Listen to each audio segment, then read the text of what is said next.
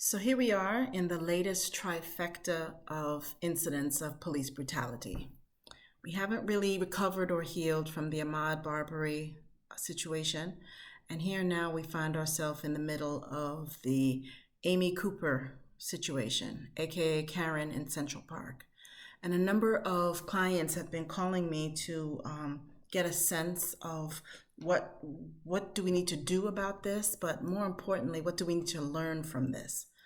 And as somebody who admittedly, I have my own personal biases around this situation, I think this is a good moment to pause and really take a good, strong look at what is going on when a random white woman makes a point of calling the police on a black man who simply asks her to put her dog on a leash, and knowing that she's being videotaped, she embellishes the story to the police officers that she's being attacked, that her and her dog are being attacked by the said black man. If we had had no video of this incident, we could have lost Christian Cooper. And I want to take a moment just to make a note of who he is. He's probably one of the best known African-American bird watchers and bird enthusiasts in America. He's on the board of directors of National Audubon Society, which happens to be one of Path Forward's clients, and an avid enthusiast who's out there teaching the community around environmentalism and inspiring young children to be naturalists. So our community could very well have lost one of our brightest minds in environmental studies and bird science, all because Amy Cooper decided to use the race card and embellish her story. So here's what we need to be taking away from this. First, I want to start off by congratulating Franklin Templeton for their response, because as an employer, they absolutely did the right thing. They handled this quickly. They didn't take time to examine and say, well, we don't know, we don't have all the information. Yes, you do. You have a video that shows you all the information you need. And it just so happens that your head of insurance investments demonstrated her complete inability and lack of integrity in a very real way. And the reason why I think Franklin Investments acted so quickly is because there's some science that suggests we can, in fact, judge people by their behavior. When we use behavior-based interviewing as a recruitment tool, we are in fact saying that the way one behaves in one situation is an indicator of how you will in fact behave in other situations. Therefore, Amy Cooper's employer has every reason to believe that the way she behaved in Central Park is exactly the way she may behave in the workplace. And therefore, when incidents like this happen, employers do need to take swift action for a couple of reasons. Number one, it reflects poorly on their brand. And whether or not you've signed the CEO pledge, it reflects poorly on your brand if you co-sign behavior that is so outside of whatever you have on your diversity website. So connection number one is that how people behave in random situations out in the public is very much an indicator of how they will behave inside the organization when called upon to do objective performance management evaluations. Number two, let's look at another parallel. The situation in Central Park requires some listening, basic listening. Listening to the fact that you have a random stranger, absolutely, you don't know this man, but who is simply reinforcing the rules and telling you that your dog should be on a leash. And what we see from Amy Cooper's response is that there's something in the listening to a black man that causes her to totally forget, I'm sure, what are posted placards all over the park, that he's actually correct. Amy, your dog does need to be on a leash.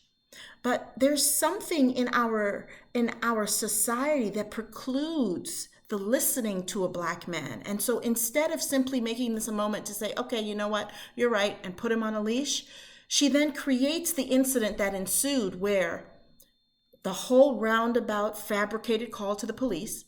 She ultimately does put the dog on the leash, but only after she has to exert her own power and resisting the very thing that she ends up doing in the end. This is a powerful lesson because there is something in the listening to people of color that is different than the listening to white people.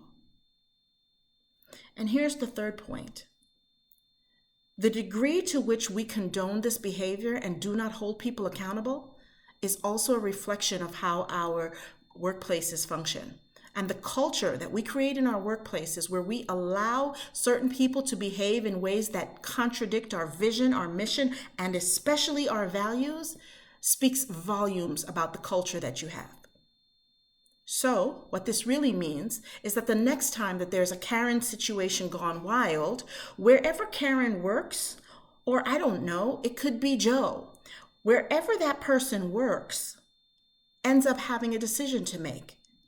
When your employee's behavior is put out on blast for the world to see, are you going to make a statement of condoning that behavior? Or are you going to hold that person accountable and say that our brand, our values, our culture, and everything we say about diversity, equity, and inclusion, and the sense of belonging that we create is in fact true? Because the world, not just Twitter, is going to hold you accountable for the things you say on your website, who you say you are in the world, whether or not people support your brand, and what we believe about who you are for real. So if anything, I saw Amy's apology.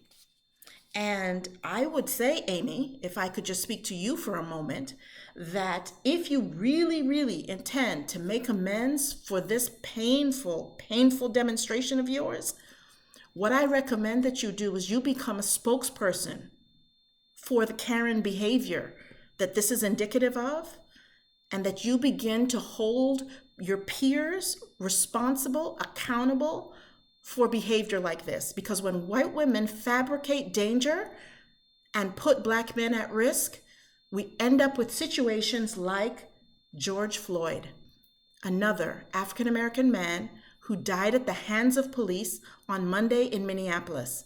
And the irony of this story is that although Christian Cooper was saved and spared on Friday in New York, George Floyd died on Monday in Minneapolis at the hands of the police. So Amy, we know that when you say you're calling the police, you are actually hoping that there'll be an outcome like George Floyd, where a policeman put his knee on his neck until the man simply stopped breathing. So stop pretending that you don't know what these outcomes are, because we know that that's the coded language behind I'm going to call the police. So again, my recommendation, Amy, in addition to your apology, is that you take up the cause to help hold your peers accountable for a behavior that is disgusting and frankly should be illegal when you waste public service resources to have the police come to a situation that is not warranted. And so that would be what I would say about the lessons we have to learn and what could potentially come out of this as hopefully something positive. Again, having met Christian Cooper, having known the value that he holds to our community, I am so happy that his life was spared.